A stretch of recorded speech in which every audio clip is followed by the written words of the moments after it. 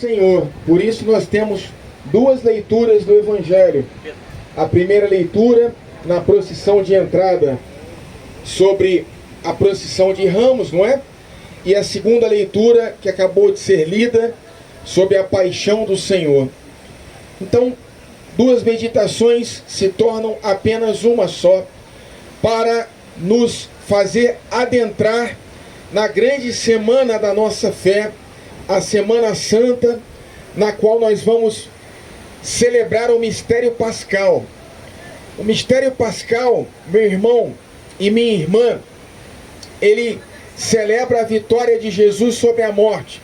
A palavra Páscoa significa justamente passagem da morte para a vida, não apenas de Jesus Cristo, mas também a minha e a tua.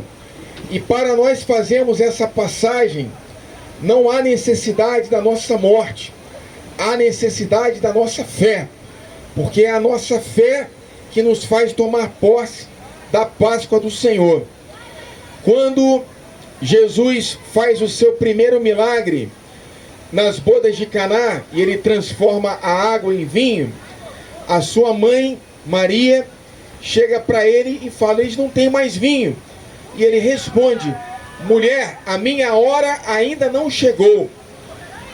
E ele faz o primeiro milagre como um sinal antecipando a sua hora. Qual seria a hora de Jesus?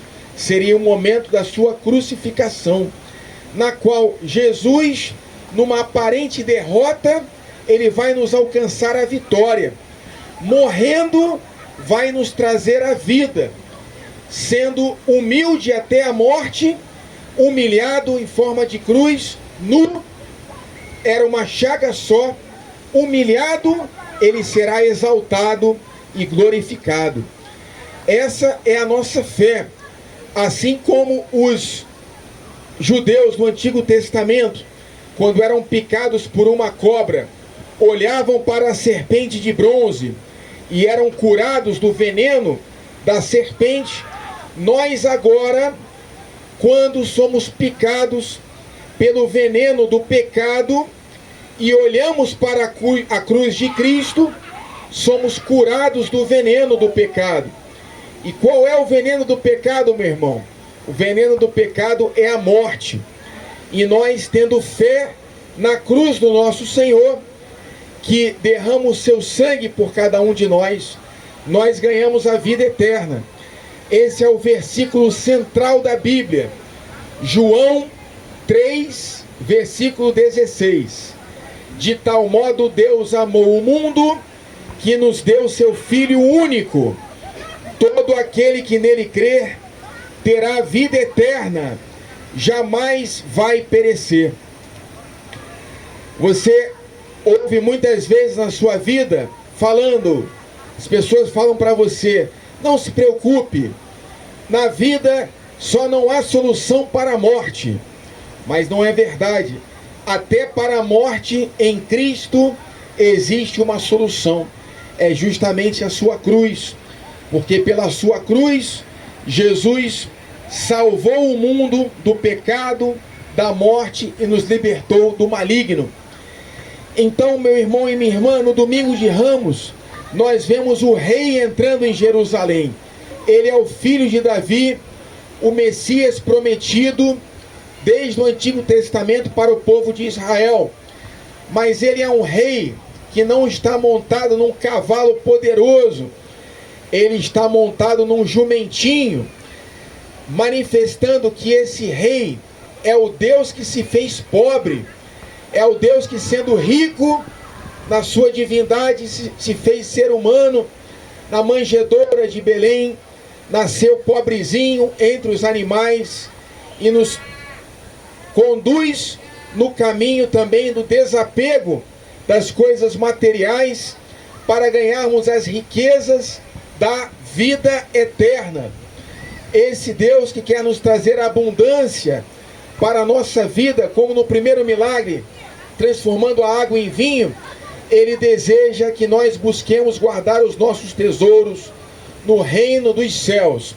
E para isso é importante que nós saibamos segui-lo, também no caminho da cruz. Por isso, meu irmão e minha irmã, você que proclamou Hosana ao filho de Davi, os ramos são um sinal da sua fidelidade a Cristo. Os ramos são um sinal da sua adesão à sua mensagem.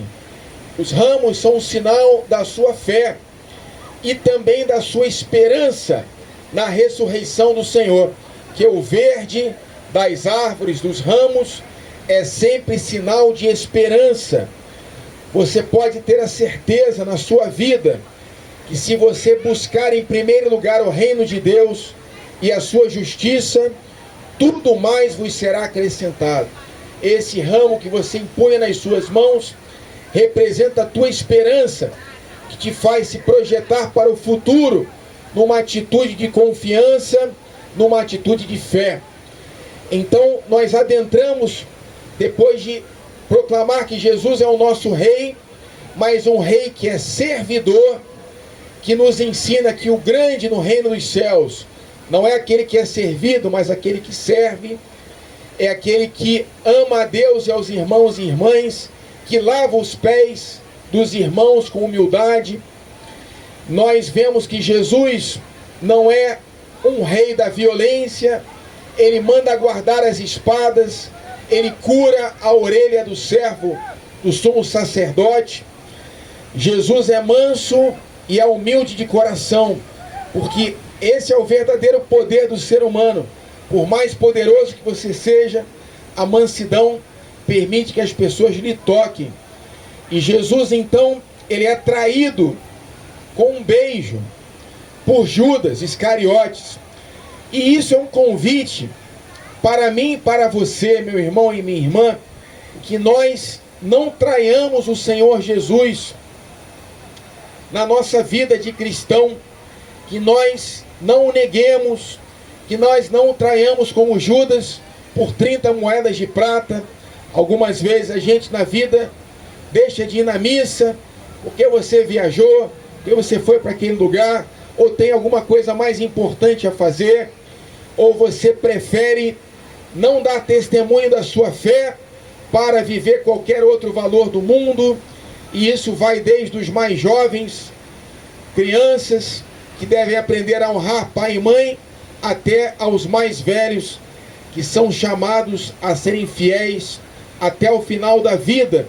Nós temos essa vida toda, meu irmão, não sabemos quanto ela vai durar, para darmos o nosso sim de fé ao amor de Deus por cada um de nós. Jesus, ele ora por nós, assim como ele ora por São Pedro. São Pedro, no momento em que Jesus está sofrendo, porque na sua vontade humana, Jesus não quer morrer, mas ele não era apenas homem, ele era Deus também.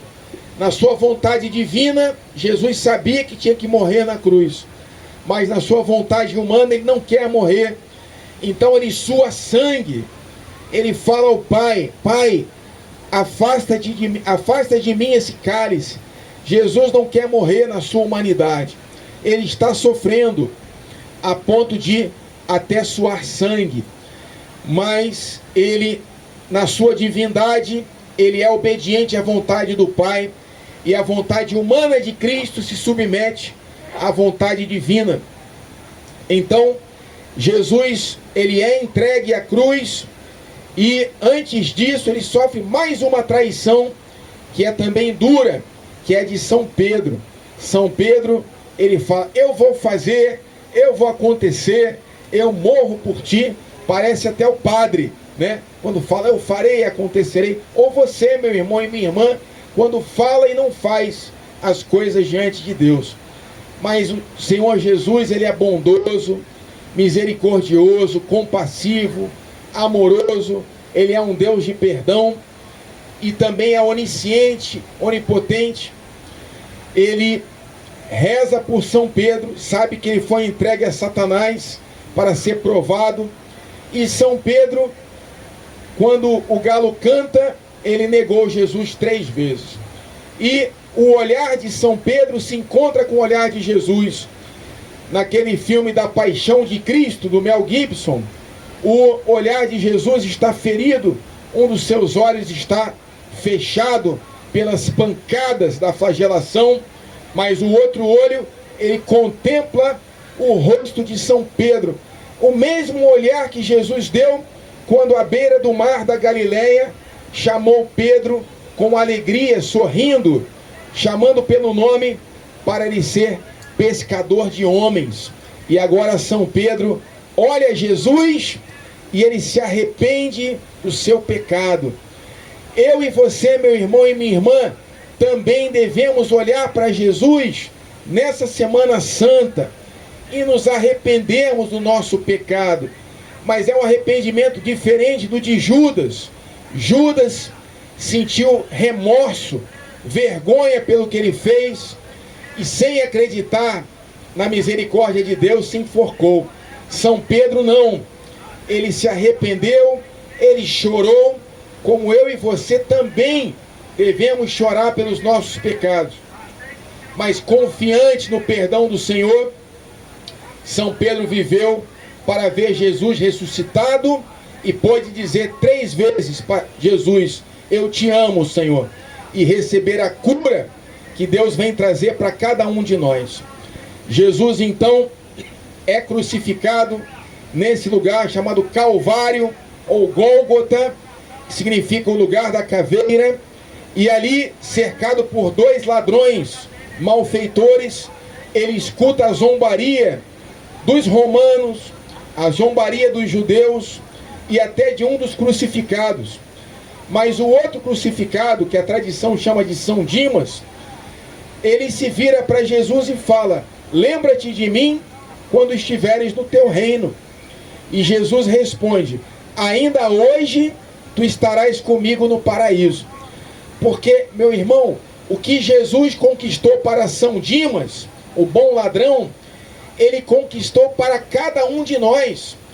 Basta que você tome posse, através da sua fé, do que Jesus conquistou para você, para que você tome posse do céu na sua vida.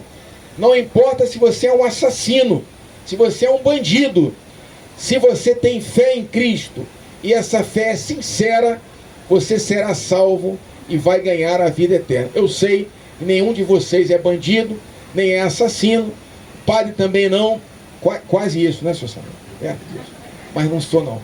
Mas se você tem fé em Jesus, você ganha a vida eterna, porque Jesus, ele veio fazer na cruz, meu irmão, aquilo que ele proclama com as suas últimas palavras, seu último suspiro. Na sexta-feira santa, nós vamos ouvir o sermão das 7 palavras de Cristo na cruz. Tenho sede, mulher, eis aí o teu filho, filho, eis aí a tua mãe. E entre as 7 palavras de Jesus, a última é essa, esse grito: Pai, em tuas mãos entrego o meu espírito. O céu se fechou, a cortina do templo se rasgou e o céu chorou quando Jesus morreu. No filme do Mel Gibson, cai uma gota de água, de chuva do céu, representando a lágrima que cai dos olhos do Pai ao ver o seu filho morrer.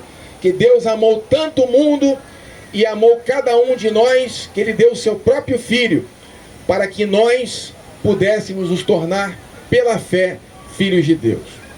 Louvado seja nosso Senhor Jesus Cristo. Para sempre seja louvado. Creio